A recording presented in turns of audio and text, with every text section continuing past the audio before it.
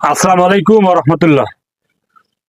কলহ বিপর্যয় চলাকালে আবু হুরায়রা রাদিয়াল্লাহু তাআলা আনহু থেকে বর্ণিত, রাসূল সাল্লাল্লাহু আলাইহি ওয়াসাল্লাম বলেছেন, এমন কোন মানুষ, এমন কিছু মানুষ আছে তারা আল্লাহর অসন্তুষ্টিমূলক কথা বলে এবং তাতে দোষণীয় মনে করে না।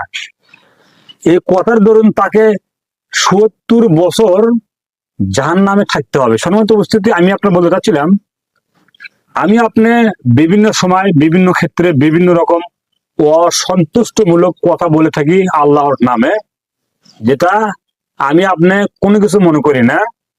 সে কথাটা হচ্ছে যে আল্লাহর অসন্তুষ্টিমূলক। এই কথার দরুনে, কথা বলার কারণে আমাকে আপনাকে 70 বছর যাবৎ জাহান্নামে থাকতে হবে। আল্লাহ আসমানের নিচে জমিনের উপর প্রত্যেকটা মুসলিম পুরুষ এবং নারীকে